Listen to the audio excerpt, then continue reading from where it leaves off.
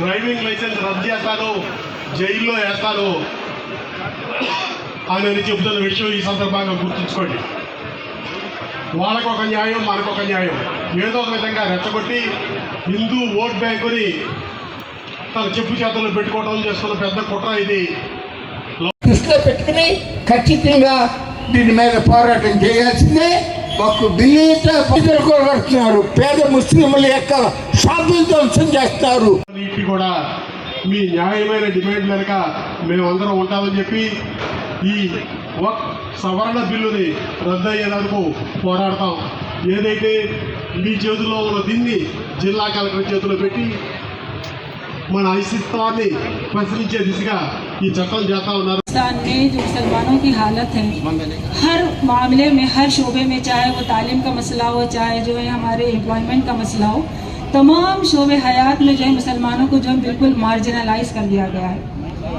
लेकिन जो है आप देखेंगे कि 2014 के बाद से मुसलसिल मुसलमानों पे जो है टारगेटेड हमले किए जा रहे हैं। ऐसे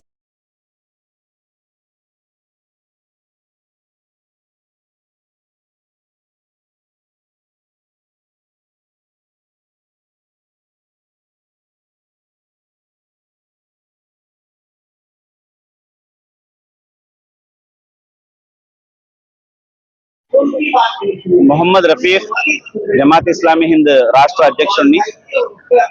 ఈ రోజు ఆల్ ఇండియా ముస్లిం పర్సనల్ లా బోర్డు పిలుపు మేరకు వక్ఫ్ అమెండ్మెంట్ బిల్ 2024కి వ్యతిరేకంగా మహాధర్నా చేపట్టడం జరిగింది. ఈ ధర్నా కేవలం విజయవాడలోనే కాకుండా మొన్ననే పాట్నాలో జరిగింది, అదే విధంగా ఢిల్లీలో జంతర్ మంతర్ లో జరిగింది, ఈ రోజు విజయవాడలో జరుగుతోంది. దీని యొక్క ముఖ్య నేపథ్యం ఏమిటంటే వక్ఫ్ బోర్డు అమెండ్మెంట్ బిల్ ఏదైతే ప్రవేశపెట్టిందో కేంద్ర ప్రభుత్వం, ఇది పూర్తిగా ముస్లింల యొక్క మనోభావాలను దెబ్బతీసేది.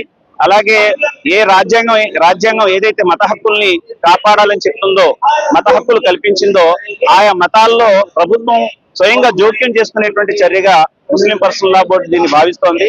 ఇది ఏ బిల్లు అయితే ప్రవేశపెట్టబడిందో ఈ బిల్లు చాలా అన్యాయపూరితమైంది, వివక్షాపూరితమైంది. దీంట్లో ఎక్కడ కూడా రాజ్యాంగ స్ఫూర్తి అనేటువంటిది లేదు.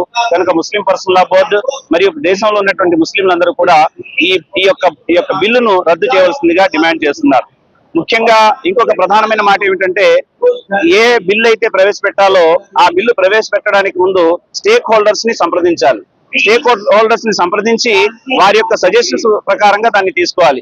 ఎక్కడ కూడా వివక్షాపూరితంగా వన్ సైడెడ్ గా ఈ బిల్లు ప్రవేశపెట్టడం జరిగింది తప్ప స్టేక్ హోల్డర్స్ ఎక్కడ కూడా ప్రవేశపెట్టలేదు. రెండోది ఏంటంటే జేపీసీని ఏర్పాటు చేశారు. జేపీసీ పూర్తిగా తూతూ మంత్రం జేపీసీ అయిపోయింది. ఎందుకంటే 5 కోట్ల మంది ముస్లింలు ఈ బిల్లుకు వ్యతిరేకంగా మెయిల్ చేస్తే ఆ మెయిల్ ని గుట్టదాఖలు చేసి వారి యొక్క ఆవేదనను కనీసం పరిగణలో కూడా తీసుకోకుండా ఈ బిల్లు పాస్ చేసేటువంటి ప్రయత్నం ఒకవైపు జరుగుతోంది.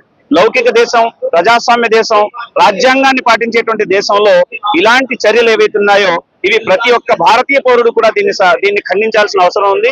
కనుక కులమతాలకు అతీతంగా, పార్టీలకు అతీతంగా ప్రజాస్వామ్యాన్ని కోరుకునేటువంటి వారు, లౌకికవాదాన్ని కోరుకునేవారు, రాజ్యాంగాన్ని ప్రేమించే వారందరూ కూడా ముస్లింల హక్కుల కోసం జరిగేటువంటి శాంతియుత పోరాటంలో సంఘీభావం తెలపాల్సిందిగా, ఈ బిల్లును రద్దు చేసే వరకు మాకందరికీ మీరు సహకరించవలసిందిగా కోరుతున్నాం.